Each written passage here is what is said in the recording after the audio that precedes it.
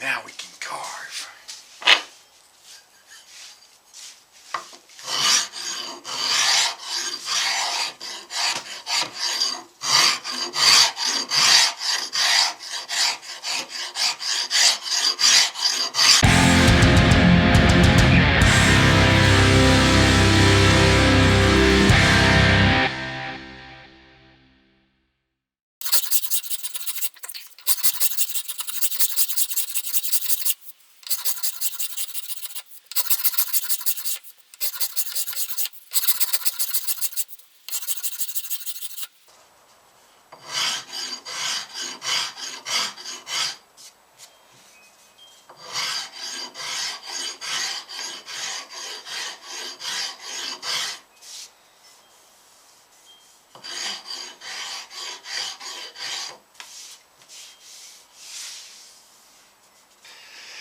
Alright, I'm being a terrible host. I keep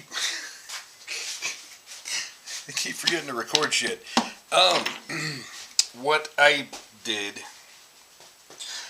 I really think we want to go ahead and inlay the piece, inlay the logo into the piece, inlay the piece, and then re-drill our axis for it. I think that'll be fine. I think it'll be relatively easy. I think it'll be easier than trying to do something else, and I don't even know what something else would be. But okay, I started off with this blocky thing and I didn't like the way it looked, so I kind of turned it into more of a splat kind of shape, and then I decided that the head itself looked a little blocky, so I rounded some things off a little bit just to make it a little more organic. And I think I like the way things are now. What I just realized, though, is I don't know how in the hell I'm going to actually get the inlay or the recess done for this. With this slope right there, I can't get Dremel in there. I can't get the router in there. I can't get anything in there. Alright, well, I could get the Dremel in there, but not with the little router base. So I don't. Maybe I'll take the little snaky attachment so I can use it like a pin. Maybe I can at least do the outline and then chisel the rest. I don't know.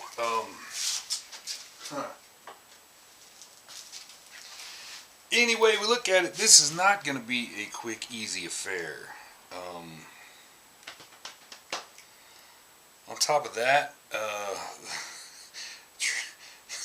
looking at how the hell I'm going to try to stain this with any kind of burst whatsoever, and possibly, a little tiny faux binding. I mean, that was kind of my plan, since the body's going to have faux binding too. The faux binding may just go to the wayside. That may be impossible, but that's what I'm looking at the moment. Still going at it the way we would. Super glue, masking tape. Get it held firmly in place. And cut the outline.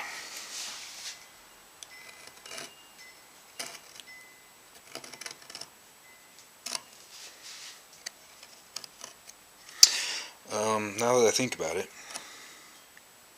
and the idea just came to me trying to talk about it earlier, using the pin attachment for the Dremel may be the best way to try to do this. So I think that's the plan. I don't know why I'm choosing to dick with it right now, because I don't wanna, but I mean, I'm never gonna wanna. It's got to get done sometime. Once that's in there, we can actually do more shaping on the top of the head, and I'm kind of anxious to get to that point.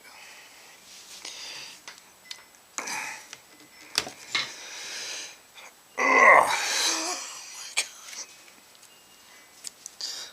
It's big enough to really have some traction, but it's small enough that it's hard to get a good handle on. And when we do pop it up, I don't want to mess up any of the tape around it. Oh my god!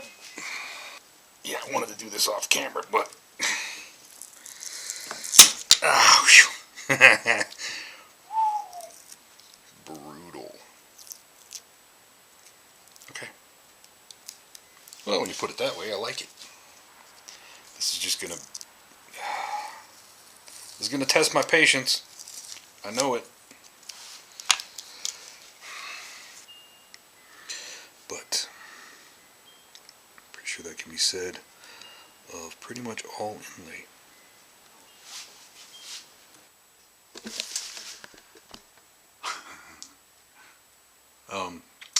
When it comes to ghetto-tastic, I think I may have taken the cake this time. This will most definitely not qualify as my best, cleanest inlay work, but we're close to being there. Now,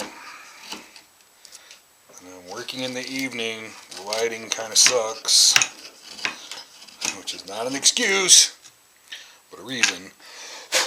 I'm actually not entirely sure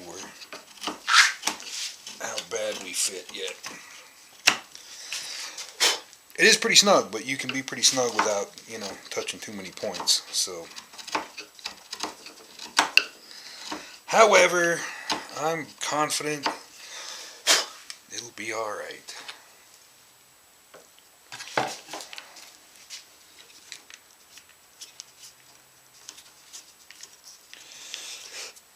Alright, that's getting to be pretty close to depth.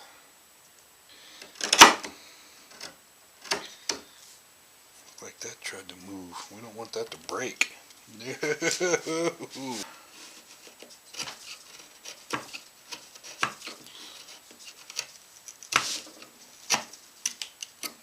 Oh, that would make me so sad.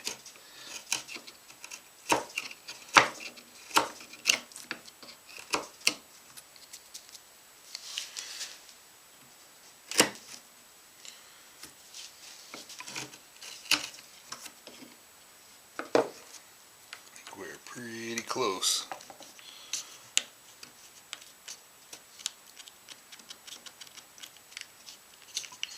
We're still just a little high over here.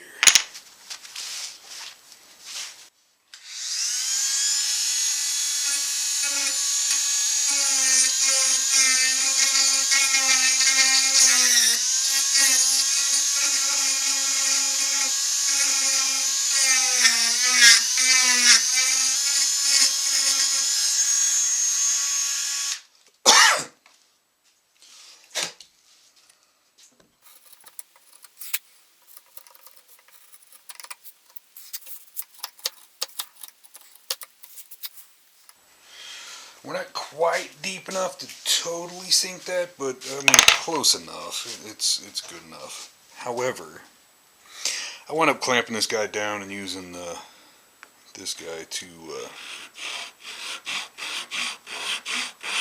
dig me out a little bit of a trail, because the nut of the truss rod is actually peeking out there a little bit. So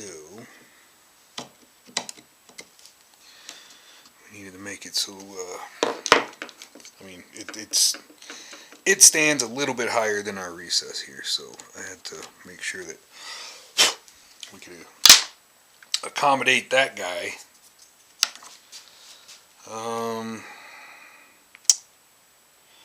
Now the problem I have at the moment, one thing I need to think about what to do or how to do is I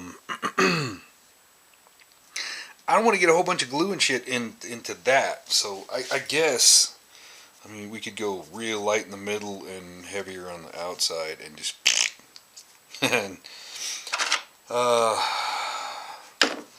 as much as I don't like the fact, it's not a super clean bottom, and it's not gonna be. I don't have the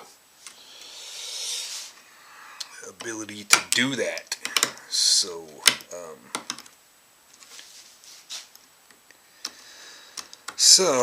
you know, ideally it'd be nice if we could just cake it just full of glue and just, but we can't. So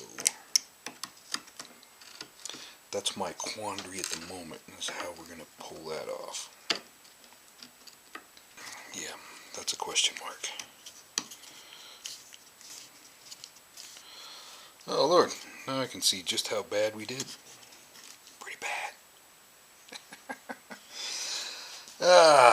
Yeah. So that's yeah. A lot of that shit's gonna get filled with something.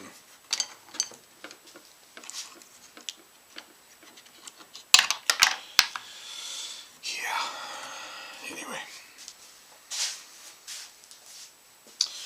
Well, it is most definitely not my favorite time. But it's time. Trying to inlay, well, to sink that logo into that little top plate will be problematic either way, but it'll be problematic in the same way it was trying to sink the plate if we wait until the plate is actually laminated in there before we try. So if we get the logo sunk before we actually stick it in there, then it'll be a lot easier to more uniformly clear that cavity with the Dremel. So, and I'm all for that, because damn, that was a pain in the ass. And turned into most probably the shittiest excuse for some inlay work I've ever done to date, which is an impressive feat. So we got to make a logo so we can inlay it in that plate. Then we can get the plate in place. Then we can actually shape that head, figure out what we're going to do with it, make it look nice and pretty, and then that neck is pretty much ready to, you know, for us to iron out the pocket and shit. Then we're really trucking. So me with my bad eyes is going to stand here and cut out the inner thingies. I don't even know what the hell to call them. And then we will use our jeweler saw to cut the whole thing out. And then triangle files to, you know, better define the separation between letters and stuff like that. And make us a nice maple logo, which I just happen to have some relatively nice curly stuff that is too thin to be a fretboard. It's a little too thin. So, rather than bore you with watching me pick away for hours with this X-Acto blade, yeah, I'm not going to do that. So, you've seen what I'm working with. You know what the goal is.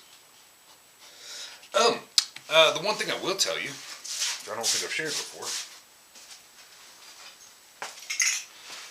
I cut at least the bottom and this corner good and tight against the actual logo, and then I use spray glue to stick it on the actual corner, so in theory I don't have to cut either of these sides, just the top and this side, and got her glued in place, and then put a strip of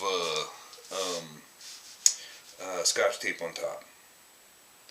So it should be protected, it shouldn't be going anywhere, and we can, you know, happily cut out what we need to cut out without, you know, the whole thing unraveling and coming apart as we do it. So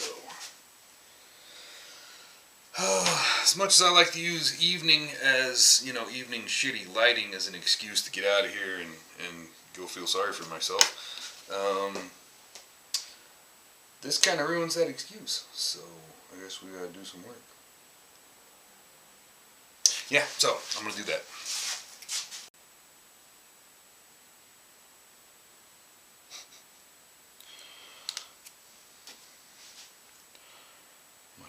Hasn't acted like a tube in a long time.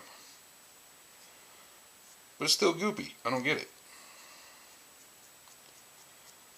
It just won't come out like goop is supposed to come out.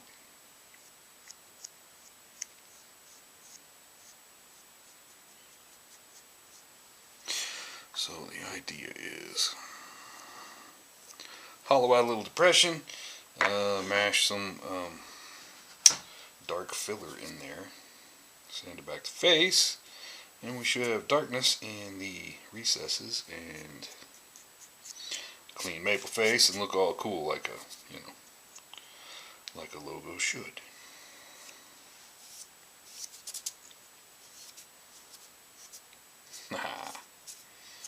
Yeah. Like that, except cleaner. Wow, okay.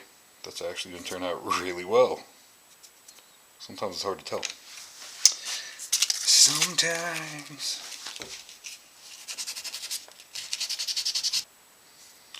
And voila. We have a logo.